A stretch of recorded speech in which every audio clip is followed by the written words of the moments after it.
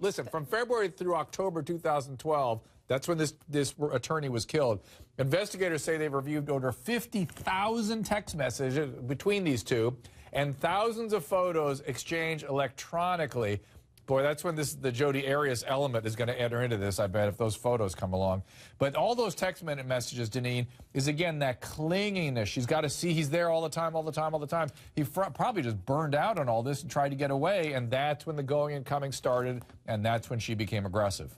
And I thought they weren't even together anymore. I thought it was interesting that she referred to him as her boyfriend when she called 15 minutes later after she'd had a chance to get her act together and get her story straight. That's the part that gets me. I know she called the police, but, you know, like in some of these cases, they call the police the next day. I mean, that to me does not give any credibility. In fact, that takes away from credibility because in the heat of the moment, you think you would react, you know, quickly and assertively to make sure that you neutralize the situation or whatever. So I just don't buy it. Let's look at more of the interrogation tape. Have a look. Maybe the cherished part that Anahita wants to see will be in this. Let's look.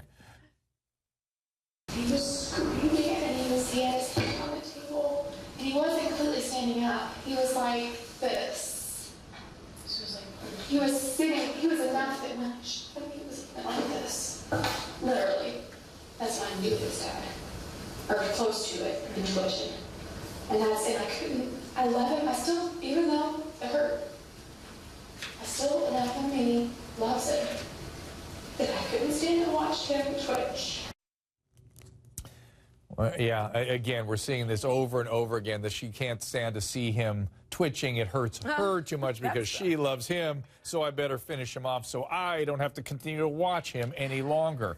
It's just craziness. You know, she during these interrogations, there's other elements too that have raised eyebrows. She was caught very much like Jodi singing and making this statement. Have a look. He said, "You're just a hillbilly from Kentucky." I know. I guess the hillbilly came out of me. I took up for myself. And Anahita, just to torch you one little bit more and drive that stake in a little deeper, during the interrogation, the police say they never asked her a single question, yet she continued rambling over 2 hours. Now, maybe that's where the mental health defense is going to come in. They can say she was manic or bipolar, didn't know what she was doing. Yeah, that won't be a defense. That'll be more of a mitigating factor. And like I said, the defense is going to use that tape and spit it in their favor. And back to what we were talking about, her lack of injuries. It was my understanding that she did have injuries. But even if she doesn't, Dr. Drew, that does not negate her self-defense argument. If she goes with the theory that she was a battered woman, the mere fact that he may have yelled at her, he may have raised his voice, he may have grabbed for the gun would be enough for her to argue that she reasonably feared for her life and that she had to grab the gun and shoot him to save her own life. Anahita, you seem so sincere, but your panel mates here are literally getting headaches.